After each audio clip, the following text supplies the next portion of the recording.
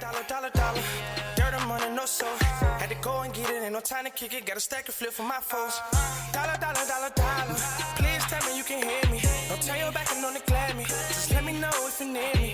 Dollar. Let me watch out for my partners. Keep my money long, get my team strong. Let me run away from my problems. Yo, what's good, original crew, man? We're back today, man. We got a Derek visual today, man. We got greatest character development ever. What's a good character development? Like, you like how the character develop over time. Oh, that's hard to think about right now. Like seeing the character development to somebody, you like, bro, I actually like how they. Damn, yeah, I can't think of anybody off the top of my head. I'm having the worst brain farts right now. I'm trying to think of a lot of shows.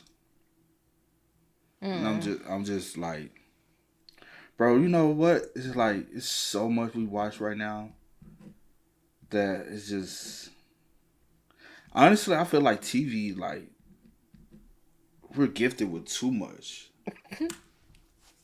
I think I'm dead ass. You said with too much? Too much.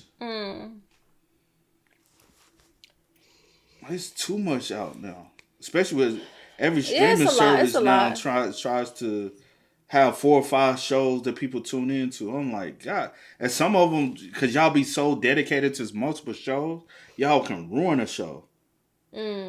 Like say for instance, Big Sky. Big Sky was a great show first season. After the second season, it just started going downhill. And I'm like, bro, like, how do you kill a show like that where they had so much potential? True. And then you got literally shows that be damn near the same, like 911 Rookie. It's the same concept show, bro. And then y'all try to have these spinoffs that don't work because y'all still are. My thing is, I say this. The best way I've seen a spinoff, to be completely real, is Breaking Bad and Better Call Saul. It's the perfect way. Like, you follow a story. Once that story ends, you got a new story to follow. And it's not... Like, my thing is... Because, which one was it? Which one Niecy Nash did when 911 a Rookie? Which one? She did the Rookie, right? Alright. It was one thing to bring her on. She do a guest appearance. But the Rookie is not a show that's over with. So there was no point of doing a spinoff and having, like, it made no sense. Yeah. Just do cameos. Don't spin off and now I got to follow a whole nother show. Then you want, like, in this time, no, stop that. Like, once a show dies, then if you want to do a continuation of it and do a spinoff to follow, like one All American. We were deep into All American. And then I think because people, my bad, I'm rambling. Hey, with that being said, before we get into it, make sure you check out the links in the description box. Down below. You already know where to go if you want the first part. You got to do it. Check out down below. Also, if you enjoyed today's visuals. Like it with a thumbs up. But hey, man, let's check it out. Let's see what's about. Character development. Murphy?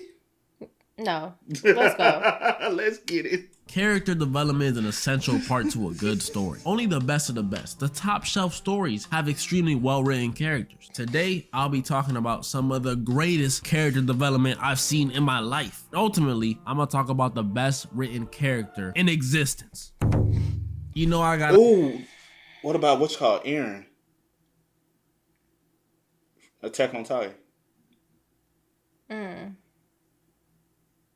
I like how the story develops throughout.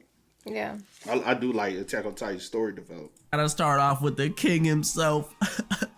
He's not actually a king, Prince Vegeta. The first time we actually see Vegeta is in the Saiyan saga. He was an evil, prideful, selfish prince, and he was so cool. We didn't really know much about him. All we knew was that he was strong, and he didn't mind cutting off his BFFs. But after losing to Goku, a 5-year-old, and an obese samurai, his ego definitely took a hit. An experience like that will humble you. Humble you so much that in the next arc, the Frieza saga, Vegeta was actually working with our heroes. Do not get it twisted though, he was still doing ungodly things on Namek. He killed soldiers, massacred Namekians, killed Kui, actually, that's not that bad. Eventually, Vegeta and our heroes fight Frieza. And if y'all thought Earth was humbling for Vegeta, man, Vegeta got Vegeta eventually dies on Namek and comes back, and the next time we see him is in the Cell saga. And this saga was a big deal for Vegeta. He got stronger. Him and Bulma were officially a thing. And he met his son twice. And although he was a terrible father to him, Vegeta really loved him. But after Cell is defeated and Goku is dead, Vegeta decides he will fight no more. After 7 years of no Goku and peace on Earth, things are gonna change a bit. And as y'all can see, Vegeta is conforming to human life. He's pretty much an Earthling now. I mean, what could go wrong? Majin Vegeta is a representation of Vegeta's past. He doesn't care about anything except fighting Goku. Because no matter how much time passes, that first fight he lost on Earth still stuck with him. And although Vegeta was back on his evil stuff, he had changed too much already. He was a family man, a family guy. And in a final attempt to stop Majin Buu, he gives his son a hug and sacrifices himself for humans, Earthlings, the same people he did not care about a few years ago. That, ladies and gentlemen, is character development. I'm not even gonna mention the fact that he admitted that Goku was better than him. That is truly art. Then Dragon Ball Super came out. Vegeta went from bad to good. But what about someone who went from good to a monster? My name is Walter Hartwell White. I love this man, but I also hate him. Walter White has one of the craziest. Walter White, man, you feel sorry for him. And then he's like, man, you a bitch. That's Walter White for you. She started Breaking Bad before me, and I finished it way before her. Almost done with Better Call Saul. It's a good show too. But what's a good one where they start off and you just like you take to them, like Armin in Attack on Titan. I feel like, you know what I'm saying? Like, you just, and now it's like you get emotional attached and then he almost, you know what I'm saying? You like, had you crying. You're like, nah, Armin. You was crying, girl. I was not crying. Yeah, you was.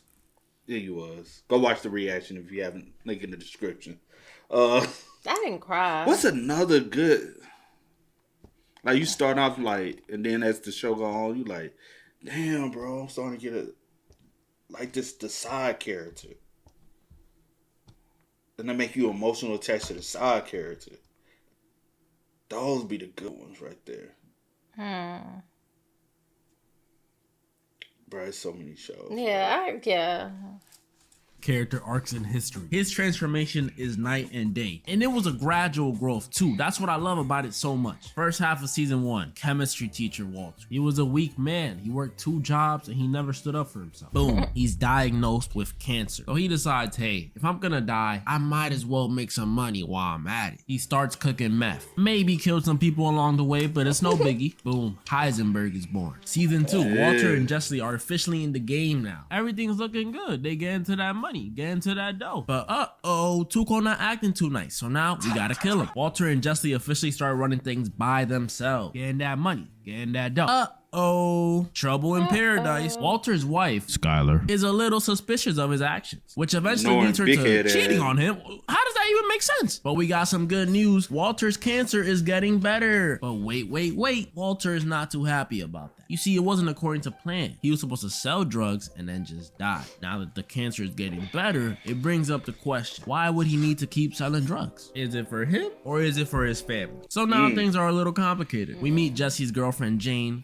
She'll be important later. Walter meets Gustavo. Just imagine Colonel Sanders, but instead of selling chicken and fries, he sells chicken and methamphetamines. And Walter wants to work with him to make some more of that guap. You know what I mean? Sadly to no avail. But good news, Walter eventually gets an opportunity to work with Gustavo because I guess he wanted a piece of that blue crystal. But then Walter is put in a bit of a pickle. You see, he only has 1 hour to deliver the product. But at the same time, his daughter's about to be born. Now, Walter, I know it's a lot of Walter eventually goes to see Jessie because they've been having a rocky relationship this season and he just wants to talk to him. But what he doesn't know is that Jane and Jessie right now are hot. They were using the needle. And when Walter walks in there, pause the music real quick. This is messed up. Walter officially becomes a bad person here. And not like a bad person like, oh, he's so bad that he's cool. No, he's not cool at all. This is vile. So when Walter gets in there, he sees Jessie and Jane knocked out pretty much because they're so hot. And boom, out of nowhere, Jane starts choking on her own vomit because she overdosed. And when I was first watching this, I was like, Walter, help her. Help her. That's Jessie's girl. Help her. Walter just sits there and watches her die. I can't even put into words how messed up this is. This dude had the audacity You to... think that's messed up? He said she a distraction. I ain't gonna hold you though. It's the bad side of me. I was like, do what you gotta do, my nigga. She a distraction to the money, bro. She was a distraction to the money. That's the evilness though of the game. I haven't gotten this far. You ain't got no. I haven't gotten nowhere near season 2. So is this even season 2 or is it season 3? I can't even remember. Season 3. I'm not even on season 2. So it doesn't even matter. So yeah. But you was telling me stuff along the way for whatever reason. But you still need to go watch it. I'm still gonna watch it, but right now I'm watching something else. So I gotta finish that first. You just started something new. I'm watching 2 things right now. You literally just started something new when you could have been watching this. I know. I have to be in the mindset for certain things. You don't have to be in a mindset for this. You just watch I it. have to. I'm saying no one has to. I wasn't even in the mindset of watching it. I started watching it. I'm like, all right, cool, okay. And I got reeled into it. Okay, well, let me finish my 2 shows. I got a lot going on right now. You choosing. I started Squid Game. Well, we started it, and I fell asleep. I started Squid Game, and I'm on episode 3. You finished too? Yup. Left you in the past. But would you have let her? If we like trying to do this drug game, right? Let me say this. Hold on. You trying to do the drug game, right? I don't need a scenario. I got it. And you know, like, this is because it was an opportunity of a lifetime. It's either you took the opportunity because he came in looking for the drugs, and Jesse was knocked out because he was supposed to be off the drugs, but she got him back on the drugs. For real, what I know, in this case, yes. I'm saying if you in this scenario. Yeah, in the show, yeah, I would. I think I have to specify that because of real life. If you in this position, yeah. If I feel like if anybody in this position and knew that she was a distraction, I do think they would let her. Yeah. Hey, I know you would. It's about the money in the business. It ain't nothing personal. It's business. But that's kind of personal. At some point, it gets to... It's business, not personal. You personally just gotta die. Okay. It's about the business. Yeah. Die. I can't even put into words how messed up this is. This dude had the audacity to cry after too, like he was watching like the freaking intro of Up or something. And the only reason he did this is because he thought Jane wasn't good for Jesse. But instead of putting his hand on Jesse's shoulder and saying, "Hey, Jesse, maybe you shouldn't be with her," no, he'd rather just let his girlfriend die. To me, this is when Walter became irredeemable. He could feed the homeless, donate millions, give me a lifetime supply of Chick-fil-A. Almost nothing will get me to forgive this man. Now, if he threw in some of that blue crystal. And to make things worse, if you look at it, Walter low-key, high-key killed her. And not because he let her die, but he literally was the reason she got moved on her back. It's just sad, man. You know? It actually is, because they both was laying there like this. Side of him. And then he was shaking Jesse, asking Jesse where the product was. Jesse kind of told him, his fault. But he was high sleep. He told him where it was. He went in. He got it. She laid on her back and so technically, actually, it's her fault because she ain't had no business being high in the first place. And then I'm shaking him, not you. Why you roll over? What? Sound like a personal problem to me. You said I'm shaking him. Okay. I'm shaking you, not him. You feel you just we skin to skin, bro. And you shouldn't been high.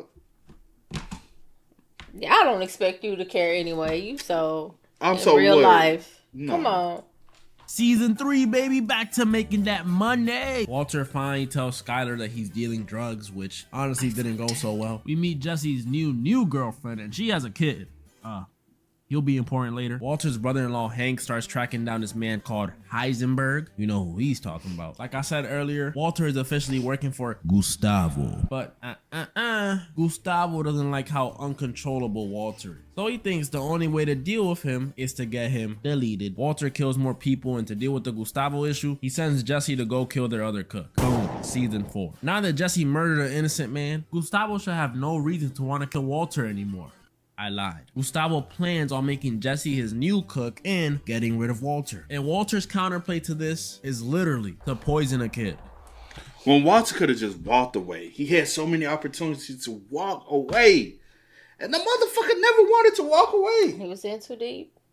No, he got greed. It became greed. Now That's what I'm saying. That's what I'm saying with the deep. money. Now, I'm not saying with the business. I'm just saying with the greed of money. You do get too wrapped up in. But also, everybody else around him got greedy off the money too. So it wasn't just him. His wife got greedy. His wife's sister got greedy because she wanted to. Yeah. For the love of money. Getting rid of Walter. And Walter's counterplay to this is literally to poison a kid. Yup. And not just any kid, but Jesse's girlfriend's son. Yup. Yeah, Innocent. I know. Messed up, right? Especially after him finding out his little brother, his older brother died. That's It was sad. his older brother, right? But it gets worse. Jesse eventually goes to Walter's house to end his life. But then Walter, you can hate him, but he's a genius. Walter pretty much convinces Jesse that Gus poisoned the kid but blamed it on Walt in order to get Jesse to kill him. But in reality, Walter was the one who poisoned the kid. And he's manipulating Jesse to think Gus manipulated him into killing Walter. You know what I mean? Season 4 ends with Walter killing Gus by bombing a nursing home. And I imagine his ego is through the roof after he manipulated Jesse that crazy and just killed his boss. And I'm stopping on season 4 because I haven't watched season 5. I actually spoiled myself while doing research for this video, so please, no spoilers. But I imagine it can't get any worse than what Walter did in season 2, 3, and 4. At least I hope. Finally, ladies and gentlemen, you know I had to save the best for last. Damn, my boy. Season 5, his... Better Call Saul is too, though. I think another reason why I'm not like so quick to watch it and I'm watching other stuff because the entire time you was watching it, you was telling me stuff, and I'm like seeing you watching it and like just coming in and just like I feel like I know so much, but I don't know all the in between stuff. I know it's a lot more, but I feel like I know like some of the important things. Even No, like you don't. I feel like I do. I said don't. I feel. I didn't say even what he dropped was very vague on the whole thing. You literally I feel like I was each coming in episode. on some important stuff, No, and I'm weren't. like, bro, No, you won't. I don't need to know this. You know what I'm saying? No, I should know this. You gotta know every ounce of it, so it can all make sense. I think that's why. Because I'll say this: like each season had like two or three filler episodes. It was just like okay. Mm-hmm. But the filler episodes made sense of why they were filler episodes. Gotcha. Like one pointless episode was filler episode. Gotcha. Same way with Better Call Saul. I feel like it got a lot of filler episodes. Yeah. But it makes sense why. But no, watch it. Like it's actually a great ass show. If you haven't watched it, I hardly ever say shows are great. No, I'll finish it. The best and my personal favorite character arc ever is Zuko's redemption in Avatar: The Last Airbender. This I wanna arc watch this. is beautiful. When we first meet Zuko, he was an evil prince just like Vegeta was. And just like Vegeta, he was also the antagonist. He had the insane scar. He shot fire from his hands. And most importantly, look at the cut. You gotta be some sort of evil to do that to yourself. In the first part of the show, Zuko's whole objective was just to capture Aang. He was obsessed with it. Thought about it while he was eating, sleeping, and probably even when he was drinking. At first, we didn't know why he wanted to capture Aang so bad. But eventually it's revealed to us that Zuko, he didn't have the best upbringing. He was raised in the Fire Nation, and his dad happens to be the Fire Lord. And one day during a meeting, Zuko spoke out of turn. And while most parents would yell at their kid, put them on timeout, maybe even pull out the belt, nah, Fire Lord Ozai challenged his son to a Agni Kai, which in real life terms is trying to throw ones with your kid. What? Mind you, Zuko was like 13 years old. He was You throwing hands with your mama and she talk? No. You would? No. You think your niece would throw hands with her mom? Which one? The older one. Probably. Cause the fun. The younger one probably would. No, she would. You think your nephew would throw hands with his dad? Yeah. He probably already think he can go toe to toe with her. He probably think he can. He probably been thinking he can. He said, "Man, nigga, I'm off the porch." Technically, it already happened. sad. In real life terms, it's trying to throw ones with your kid. Mind you, Zuko was like 13 years old. He wasn't like Azula, who was crazy off the rip. He was a very peaceful, nice, calm kid. But Fire Lord Ozai does not play. He's voiced by the Joker. So he burned Zuko and told him the only way he could come back and restore his honor is if he captures the Avatar, which explains his obsession. Because he goes pretty much the entirety of book 1 just chasing after Aang, and even at the end of book 1, he almost froze to death just trying to kidnap him. But in book 2, things are a little different. We start seeing some change in Zuko's character. This is what I call his short hair era. So after him and Uncle Iroh are pretty much banished from the Fire Nation, they're forced to hide and pretty much live amongst the Earth Kingdom people, who by the way are the same people that the Fire Nation have been tormenting for years. And this experience changed Zuko's perspective. What he once saw as the great nation who was being generous to the rest of the world was really just an oppressor. Was chasing the Avatar really worth it? Episodes like the Blue Spirit, Zuko alone, and Bitter Work really shows that Zuko could be a good person. And eventually when they arrive at the great city of Ba Sing Se, we see that Zuko and Iroh are pretty much regular civilians now. Even in the episode Tales of Ba Sing Se, we see that him and Uncle Iroh have a tea shop, and Zuko almost got a girlfriend. At this point, Zuko and Iroh have a peaceful life in Ba Sing Se. Everything's going good until... You see, when Azula shows up, Zuko is given a choice. Give up on everything he sought after. His father's love, his honor, or give up the peaceful life he had with Uncle Iroh. And this decision is so frustrating to watch. And Zuko sadly chose his honor. Betraying Uncle Iroh, joining his sister, and practically killing the Avatar. All that character development he did in book 2, out the window. It's like it never happened. But in book 3, that's when we see the guilt that Zuko truly feels after making that terrible decision. Shaggy Zuko. So now Zuko has everything he could have ever wanted. He's a prince, his dad respects him, he has all the honor back, but for some reason, he still wasn't satisfied. And this frustration is shown to us in the beach episode, which in my opinion is the best episode of Avatar ever. All of Zuko's frustration is brought to a boil with this episode. And when him, Azula, Mai, and Ty Lee are all on the beach, Zuko finally admits that he's not happy with the decision he made. And this all eventually leads to him realizing what his purpose is. He has to join the Avatar and help Aang defeat his father. And it all worked out in the end. He joined the Avatar gang. He made up with Uncle Iroh. He beat Azula and he became the Fire Lord. Round of applause. Come on. Y'all can't tell me that wasn't beautiful. As y'all can see though, whether it's going from an evil prince to a family person, from a chemistry teacher to a meth kingpin, or from an evil prince again to a good person, character development is necessary in a story. It's what completes it. It makes it beautiful. No character development is like a pizza with no cheese. If you don't have the cheese, then how can you say you're complete? And moral of the story, thank you so much for 100,000 subscribers. I cannot express to you guys how. Right? Yeah, you know how you get like a little itch. I didn't know where that came from. A little itch in your Okay. Oh man. But I do gotta finish Better Call Saul. Then I gotta watch the movie with that follows. What I told you was called? I forgot the name. That follows Jesse after. I don't think you told me the name, but you just told me. It was based off a car. Is it El Camino or something like that? I forgot. I don't know, child. But I guess I gotta finish Breaking Bad. Breaking Bad's goated. I ain't gonna hold you, bro. It's goated. Yeah. One of my favorite shows that I didn't watch while I was on TV. Name me another show that's goated that y'all think I might not have seen. I haven't seen a lot of things. Like you like what's the one with Zendaya? No.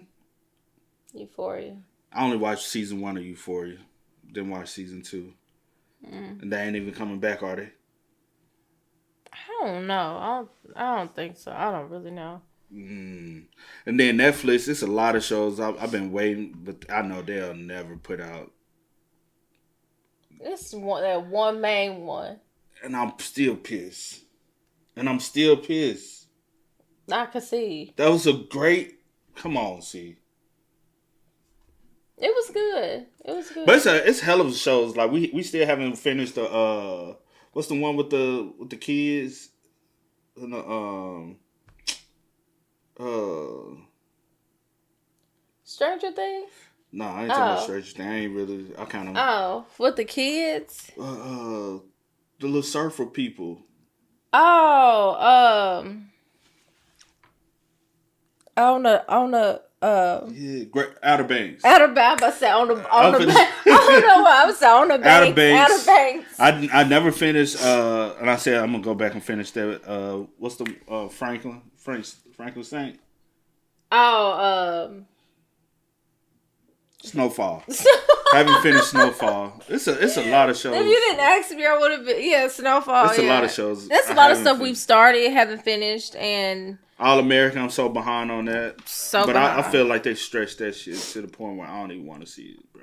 But yeah, that's a lot. Weird spinoffs that I hear people complaining about. But hey, man, y'all spam us up in the comments. Y'all let us know y'all thoughts about it down below. But until next time, y'all know how it go, man. I do go over the name DJ New Kid. This is Sierra Nicole. We are. Kid and C. We are. Peace. Ain't no time to kick it, got a stack of flip for my foes. Dollar. Please tell me you can hear me. Don't turn your back and don't neglect me. Just let me know if you need me. Dollar.